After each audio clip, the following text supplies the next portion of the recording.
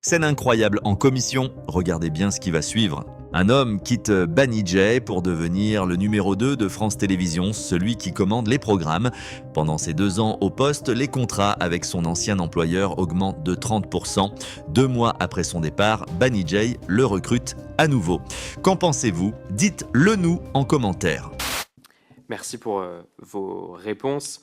J'en viens à des questions parce que l'un des périmètres de cette commission d'enquête concerne aussi les éventuels conflits d'intérêts entre anciens dirigeants de l'audiovisuel public et les sociétés de production. Ces questions-là, elles concernent davantage France Télévisions que les sociétés de production, puisque, je le rappelle, je le répète, mais aujourd'hui, la loi, comme l'a expliqué Delphine Arnott, l'autorise. Donc vous êtes en droit de recruter des anciens dirigeants de l'audiovisuel public. En février 2018, malgré tout, France Télévisions donc, a recruté Takis Candilis pour occuper la fonction de directeur des programmes, c'est-à-dire en quelque sorte le numéro 2 de France Télévisions. Si les contrats sont signés par la direction de la production, c'est bien au directeur donc, des programmes qu'il revient de commander ces contrats auprès de sociétés de production. Monsieur Candilis, jusqu'à son arrivée chez France Télévisions, était le patron, je crois, de Banijay Studio. En 2018, donc année d'arrivée de M. Candilis, vous avez augmenté de 8 millions d'euros le nombre de contrats passés avec France Télévisions. L'année d'après, ces montants ont encore augmenté de 11 millions, soit une hausse de 30% sur ce volume d'affaires.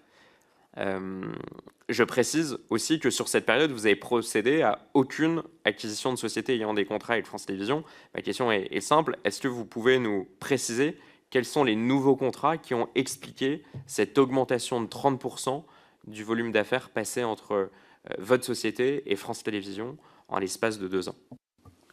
Il n'y a pas eu de nouveaux programmes significatifs qui ont été signés sous sa période. Il y a eu quelques arrêts d'ailleurs, je pourrais le citer, Cut, etc. et tout, mais c'est pas le problème. Il y a eu des programmes que tu as arrêtés, il y a eu des documentaires, etc. Et le seul programme vraiment important qui a été signé, c'est OPJ, qui est une série de fiction sur laquelle il a signé la première saison, et on est aujourd'hui à la saison 6. Ce que je veux dire, c'est que si jamais il y avait dans l'esprit de certains le sentiment qu'il nous a signé des trucs pour nous faire plaisir, etc., ça fait la 6e saison, il n'est plus là, et ça continue, ça marche toujours. Donc vraiment, je crois que les chiffres parlent d'eux-mêmes. À aucun moment on peut imaginer que le passage de Takis Candilis chez France Télévisions a dopé nos contrats.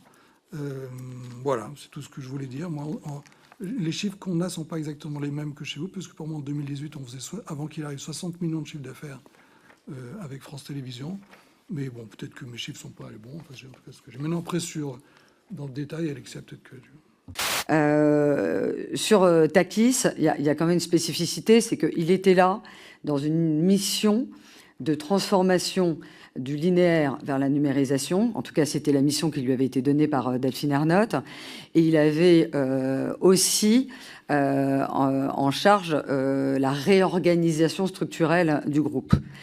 Nous ne l'avions pas en tant qu'interlocuteur, et je crois même que c'est lui qui avait mis en place, justement pour qu'il y ait une forme de contrôle encore davantage de nos devis quand on propose un programme, un comité d'investissement pour tous les primes. Donc, j'avoue que nous, Takis, au-delà de ce qu'on vous a dit, c'est-à-dire que le chiffre d'affaires n'a pas augmenté, on n'a pas eu des ventes incroyables enfin pendant sa période, pardon. Voilà, moi, j'ai jamais été en contact avec lui. Merci.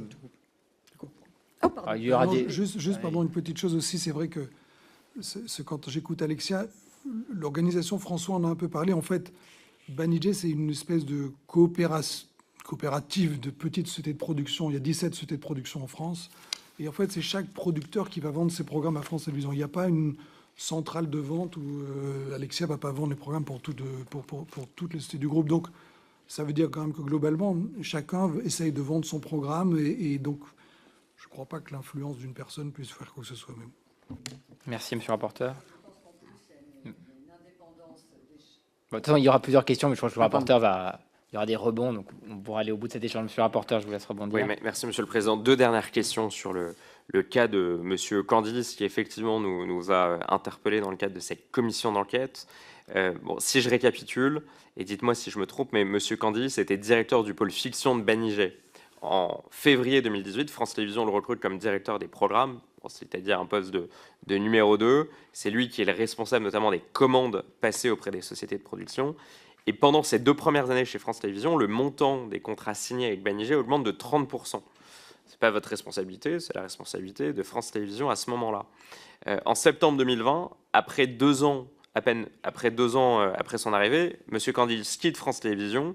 Sa période de chômage est assez courte puisque 2 mois plus tard, il est à nouveau recruté chez Banijay, non plus comme directeur de Banijay Studio, votre pôle fiction, mais comme conseiller fiction rattaché directement au CEO. Donc M. Candilis a fait, on peut dire, une navette, un aller-retour entre votre groupe et France Télévisions en à peine 2 ans. Est-ce que vous reconnaissez que cette décision, qui est légale, mais est-ce que vous reconnaissez qu'elle est de nature à créer une ambiguïté, une forme de doute ou de soupçon sur la régularité de contrats conclus par M. Candilis avec France Télévisions en votre nom? Est-ce que vous admettez que déontologiquement, il peut y avoir un problème sur le cas de M. Candilis? Alors, sur les chiffres, moi, j'ai pas exactement les mêmes chiffres, parce que même si on prend 2017, on était à 51 millions, 2018 à 59, je ne savais pas 30%, et après 62, et après il était parti. Mais bon, peu importe, on ne va pas débattre sur des chiffres.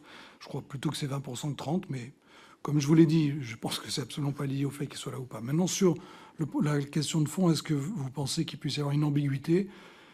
Je ne le pense pas, parce que je suis d'un esprit bienveillant et que je considère toujours que les gens font les choses plutôt avec honnêteté. On peut toujours voir le mal partout.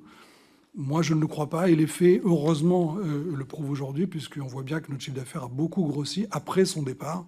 Donc, si jamais il y avait eu quoi que ce soit, en effet, on aurait pu dire qu'il a signé un maximum de contrats pour nous, qui n'était pas justifié, et qu'après, c'est redescendu, ce qui n'est pas le cas. Dieu merci. Et je voudrais enfin rajouter que les 2 fois, c'est nous qui sommes allés le chercher. C'est pas lui qui est venu chercher son petit contrat pour dire tiens, tu peux pour remercier les services rendus. Alors si on voit le mal partout, on peut se dire il y a une ambiguïté. Si on voit pas le mal partout, on se dit que on regarde les faits et puis on se dit qu'il n'y a pas de problème, quoi.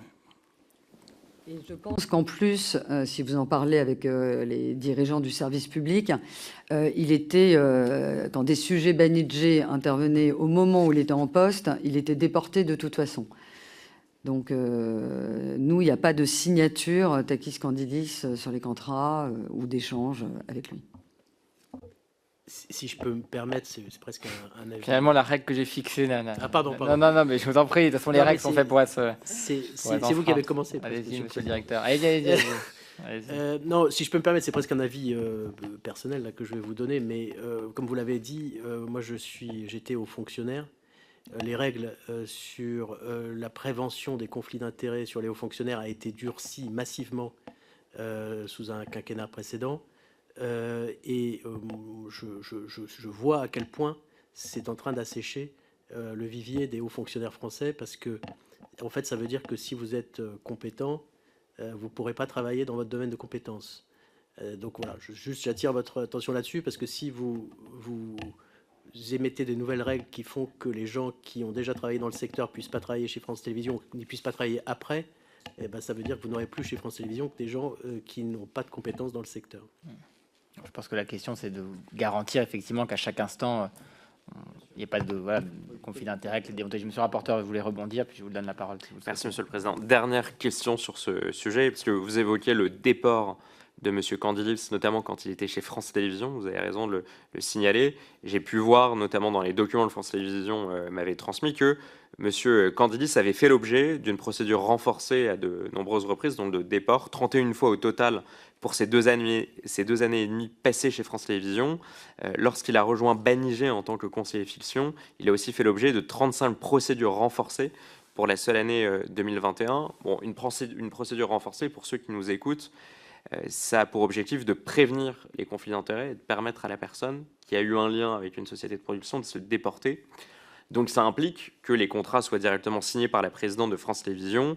C'est déclenché pour tout salarié de France Télévisions venant donc d'une société de production, et ce pendant les 12 derniers mois après ces débauchages. Après, on peut se dire que la procédure est peut-être légère parce qu'il y a d'autres personnes dans l'équipe qui peuvent être impliquées, et ça implique aussi seulement une signature de la présidente de France Télévisions.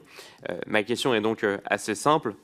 est-ce que vous estimez, aujourd'hui, dans les recommandations qu'on doit formuler dans le cadre de notre commission d'enquête, est-ce que vous estimez, par rapport à ces allers-retours qui sont encore autorisés par la loi, que ces procédures de déport sont suffisantes pour prévenir tout conflit d'intérêts vis-à-vis des sociétés de production, comme la vôtre, comme celle de MediaOne, comme un certain nombre sur le marché, ou est-ce que nous, en tant que législateurs, comme l'appelle d'ailleurs Delphine Ernotte, il faudrait qu'on renforce davantage ces procédures? Comme je vous l'ai dit, moi, je pense qu'en faisant des lois sur le sujet qui sont forcément, qui s'appliquent pas à un cas particulier, mais à des cas généraux, vous allez changer le vivier de personnes qui peuvent aller chez France Télévisions, parce que, encore une fois, quand vous allez prenez un emploi, mais que vous savez que ça vous empêche d'aller prendre des emplois ailleurs, ça vous pousse à pas les prendre. Si vous êtes ambitieux et si vous avez le choix de pouvoir faire autre chose. Après, nous, notre sentiment, c'est que en termes de déport, les choses ont fonctionné. Comme le disait Alexia, nous n'étions pas en relation avec Takis. Moi, je n'étais pas encore dans le groupe, mais Alexia était tout à fait en situation de le voir. Donc, nous n'étions pas... ça n'a pas donné lieu à des risques de conflit d'intérêts. Donc, personnellement, je considère que les règles de déport actuelles permettent de répondre à la question, et surtout un conflit d'intérêts, on le constate en fonction d'actes qui auraient été pris pour des mauvaises raisons. Et je ne crois pas qu'on puisse trouver dans le cas de Takis Candilis aucun acte qui corresponde. Peut-être avant que le rapporteur change de sujet pour aller au bout de cette question qui est importante, si on la regarde différemment, c'est souvent des salariés qui touchent de la part de France Télévisions des indemnités de licenciement. Vous êtes des chefs d'entreprise. Dans le privé, il y a souvent, quand on négocie dans le contrat de travail, des clauses de non-concurrence, des clauses qui empêchent des salariés d'aller travailler soit chez un concurrent, soit chez un prestataire.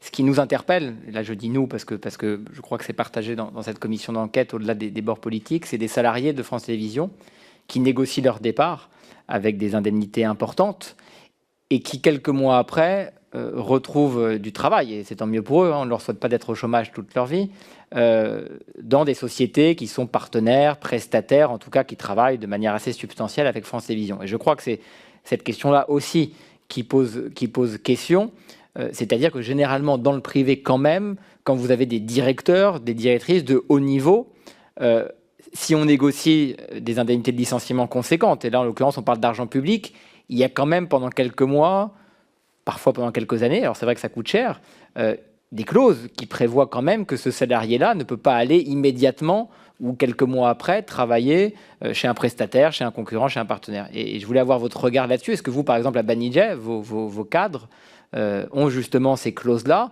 Et est-ce que vos propres salariés, vous accepteriez de négocier avec eux des indemnités de licenciement conséquentes et qu'ils aillent ensuite assez rapidement travailler soit chez un prestataire, soit chez un concurrent? C'est cette question-là aussi qui nous interpelle.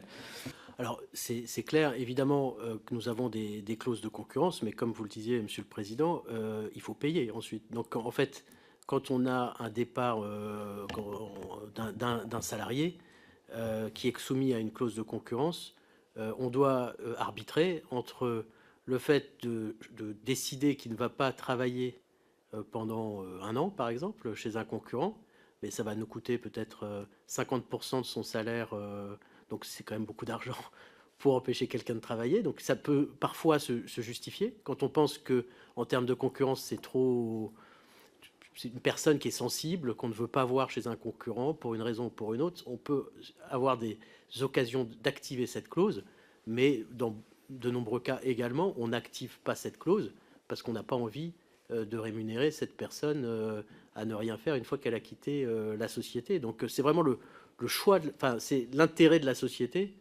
On le mesure. Est-ce que c'est plus intéressant de payer pour faire jouer à plein cette clause de concurrence, ou est-ce que c'est plus intéressant de ne pas payer pour ça et d'accepter on est bien obligé parce qu'effectivement, ces personnes-là, elles ont le droit de pouvoir retrouver du travail. Merci pour vos réponses. Un simple remont par rapport à ce que vous expliquez. Si je vous pose ces questions-là, que je pose à Together, que je poserai demain à MediaOne sur différents cas, j'évoquais celui de Madame Darigrand il y en a quand même un certain nombre qu'on a pu étudier. C'est parce que aussi, on a la ministre de la Culture qui est venue à votre place dénoncer, je la cite, c'était ses verbatim, la consanguinité d'un secteur qui ne souffre d'aucun contrôle. Quand j'évoquais ces cas précis, on a Madame Ernotte qui appelle le législateur à réguler parce que ces cas sont légaux. Vous n'êtes pas hors la loi quand vous recrutez Monsieur Candilis qui a déjà des liens avec France Télévisions, mais est-ce que vous pouvez admettre malgré tout que l'intérêt pour vous de Monsieur Candilis, c'était aussi son carnet d'adresses, c'était aussi ses liens avec France Télévisions. C'est certes un spécialiste du secteur, mais il avait quand même aussi ça qu'il pouvait apporter, comme Madame Darégrand apportait la même chose à Together, et que pour Media One, il y a des cas similaires. Mais je pense que c'est peut-être un élément sur lequel on peut tomber d'accord. Non. Alors franchement, la première fois qu'on a recruté M. Candilis, donc avant qu'il aille à France Télévisions, c'était pas du tout pour s'aider avec France Télévisions, puisqu'il avait travaillé pour le groupe Canal+, pour TF1, mais il n'avait pas de lien particulier avec TF1, avec France Télévisions, en tout cas pas plus que nous. Donc on l'a pris vraiment pour sa compétence en fiction, parce qu'on on devenait actionnaire de Zodiac qui avait une activité de fiction, et on était assez incompétents. Donc franchement, on ne cherchait pas, je ne sais même pas d'ailleurs si lui, il avait des relations particulières avec France Télévisions, meilleures que nous à cette époque-là. Après, il est parti à France Télévisions, comme je vous l'ai dit, c'était pas notre choix, on aurait bien voulu qu'il reste. On a dû recruter quelqu'un qui était un Scandinave pour le remplacer. Donc voilà, après il est revenu faire une mission de conseil, franchement c'était bon. C'était la fin de son parcours en tant que dirigeant ou conseiller, puisqu'il considérait qu'il devait arrêter. Mais sincèrement, pour sa compétence, oui, pour ses liens avec France Télévisions, non. Pour vous ou pas? Parce qu'il travaille encore, il travaille plus pour d'accord. C'est une précision importante parce que Takis Candilis, il a fait juste un an après. On avait signé un contrat de 2 ans de conseil. Au bout d'un an, il a arrêté en disant je voudrais faire un film, finalement, je peux faire ça. Et le conseil, c'était genre une journée par semaine, un truc comme ça. Hein, c'était pas... D'accord, c'est une précision importante, merci. Merci pour vos précisions. Qu'en pensez-vous?